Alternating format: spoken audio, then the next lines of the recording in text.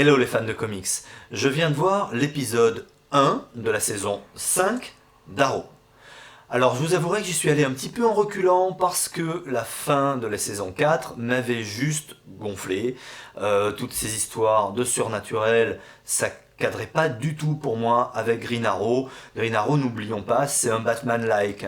Il a été inspiré par Batman, il voulait faire un petit peu une variante puisque Batman marchait bien. Et on retrouve ce type d'univers, c'est un univers sombre avec des méchants à son niveau, donc au niveau de la rue. Et on avait complètement perdu cette dimension-là sur la saison 4, ils avaient voulu faire autre chose, et pour moi cette autre chose ne marchait pas. Donc là j'ai regardé celui-là, déjà d'emblée j'ai été choqué. Vraiment, j'ai été choqué parce qu'il est violent. Il retrouve un niveau de violence, alors on comprend pourquoi dans l'épisode, mais même pas seulement avec les méchants. Il commence à y avoir plusieurs vigilantes, plusieurs justiciers dans la ville qui essayent un petit peu de le copier, qui essayent de faire régner la loi à leur façon. Il est super violent. Je veux dire, faut pas oublier qu'il envoie des flèches. Une flèche dans un bras ou dans une jambe, ça fait pas du bien. Donc on repart sur un truc plus noir et une fois de plus assez agressif. Mais c'est mieux, ça cadre mieux avec Green Arrow. Avoir des vilains aussi qui sont des simples gangsters organisés, ça cadre mieux aussi avec Green Arrow, comme d'ailleurs c'est le genre de vilain qu'on a au début de Luke Cage.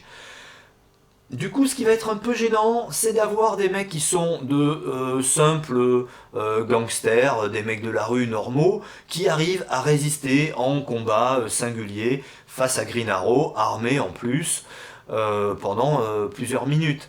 Là, par contre, je me dis, mais ça sert à quoi? Le mec s'est entraîné sur une île, il a eu un entraînement quasi mystique, et puis, bah voilà, tu as un petit peu fait des pompes, t'as fréquenté le gymnase local, et puis bah tu peux un peu lui bourrer la gueule quand même. Ça, c'est un peu dommage. On perd la dimension de, ouais, mais c'est Green Arrow, quoi. Il peut prendre le leader de la guilde des assassins en tête à tête, et il va finir par gagner, même si c'est chaud. Donc là, je suis un petit peu mitigé. Mais en tout cas, on a une ligne directrice qui est très claire pour cette saison, c'est Green Arrow ne peut pas tout faire tout seul, surtout que maintenant il est maire de la ville, il veut vraiment assumer ses fonctions de maire, et donc il va devoir recruter. À ce niveau-là, d'ailleurs, c'est assez marrant, parce que ça fait un moment qu'on a un personnage qui est un peu secondaire, qui est cet assistant de Felicity qui travaille pour sa boîte.